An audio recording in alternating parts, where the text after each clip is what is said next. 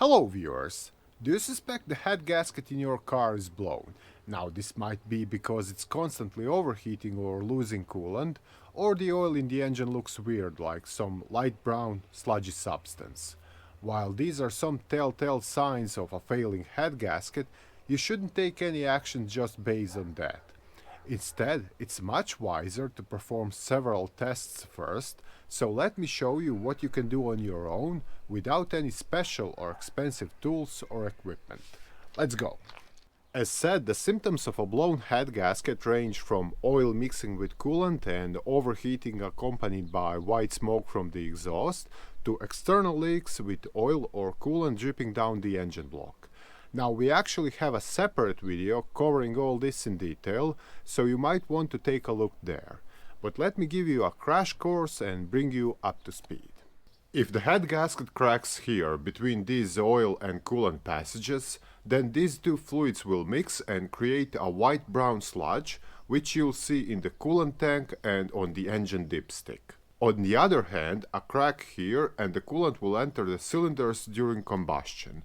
At the same time, the compression will force its way into the cooling system. As a result, you'll have a coolant loss, white smoke from the exhaust, and overheating. Next, the head gasket might crack between two cylinders, causing them both to be down on compression, which then usually leads to random misfires and loss of performance. And lastly, a situation that is not that common but it still happens is that we have a crack here or here, allowing coolant or even oil to leak outside the engine from where it runs down the engine block. So that's all about theory, but now let's find out what to look for when trying to figure out if the head gasket is blown. For a start, what we want to know if there is any mixing of oil and coolant. The easiest way to do so is by pulling out the dipstick and checking the condition of oil. If it's whitish brown, that's not a good sign, because this sludge is created when the oil mixes with coolant or any other liquid that contains a lot of water. There are also two other places you can look for this sludge, with its presence being a strong indicator of a blown head gasket. One is the oil filler cap and the other is the coolant reservoir, with the coolant inside it being all milky and sludgy instead of having a nice transparent appearance. Still, what must be mentioned here are other failures and situations that can cause these symptoms. One is a broken oil cooler through which the engine oil will get into the coolant but not vice versa. In that case, you'll have white sludge inside the coolant tank while the engine won't be affected. The other situation is when you have the whitish sludge on the oil filler cap but without any other apparent issues. Now this might be caused by moisture from the air that condenses inside the engine on frequent short trips, especially on cold days. The good thing is, this will evaporate and disappear during the first longer drive. Next, we want to find out if the engine is burning coolant or, similarly, if the compression escaping out of its cylinders is getting into the cooling system. To do this, start the car and check if there is any white smoke coming from the tailpipe. This can be normal condensation on a cold day, but if it's thick, doesn't clear away in the air quickly, and it has some unusual chemical smell, that could be burnt coolant, especially if you have to top off your coolant every so often, assuming it's not leaking out anywhere. Also, with the engine running, remove the cap from the coolant tank, but do this carefully and gradually before the car is fully warmed up. Otherwise, the pressure inside the cooling system may cause the hot coolant to burst outside and burn you. So take extra caution while doing this. I'd recommend wearing some thick gloves and protective glasses. Now, with the cap off and the engine running, take a look inside the tank. If you can see bubbles forming inside it, that is probably compression from the engine leaking into the cooling system. Another test you can try is pressurizing the coolant system, for which you'll need a pump like this one and a cap with a valve on it. These usually come as a kit with all the necessary bits included. What you do is screw in this cap onto the coolant tank, pump the pressure to approximately 14 psi, leave it like that and watch what's happening. If the pressure is dropping, there's a leak somewhere, and assuming there's no coolant dripping anywhere outside, it's quite likely it's getting into the engine cylinders. What you can do at this point is remove the spark plugs one by one and check their condition. If one or more of them have traces of coolant on them, you can be almost certain the head gasket is blown.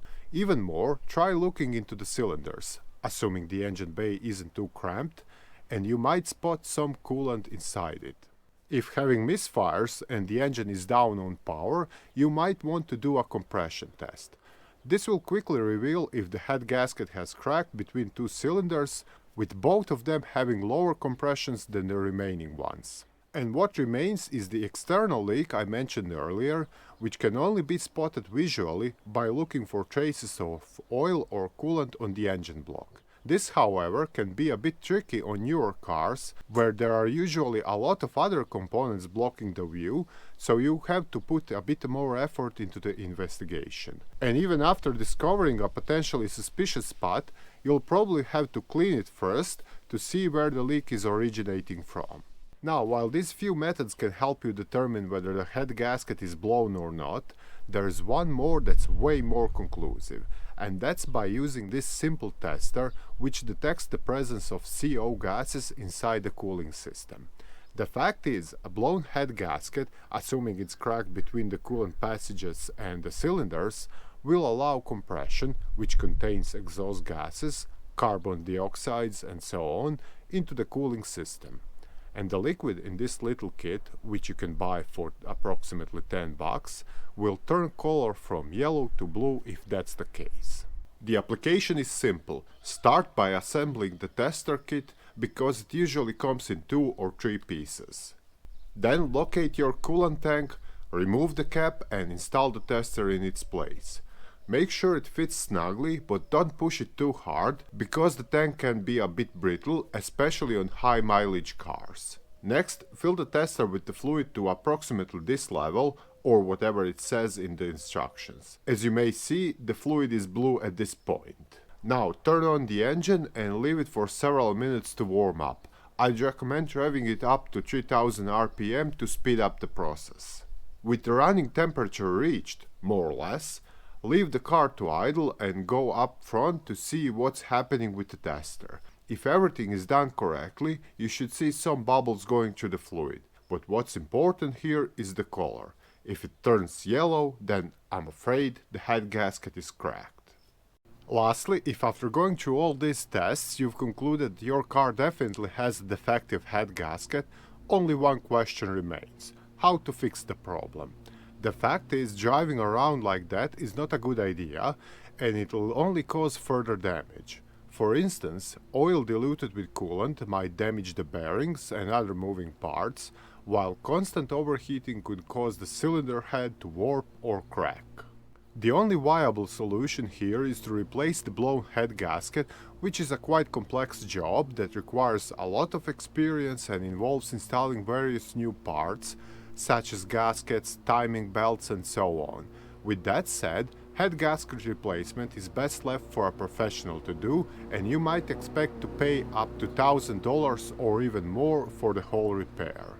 Now, you may come across some additives that claim to fix a broken head gasket by magically sealing off where it cracked. But this, even if it works, which is rarely, is just a temporary solution that only delays the inevitable repair that has to be done. Even more, a car fixed this way won't be reliable, as this makeshift patch on the cylinder head gasket might give way at any given moment, again leaving you with an overheating engine or one that mixes oil and coolant. And that would be all on how to check the head gasket. I hope this video was helpful, and if so, don't forget to hit that like button and share it with your friends. Also, if you want to know more about cars and how they work, be sure to check other videos here or visit our site mechanicbase.com for additional automotive related content. Bye!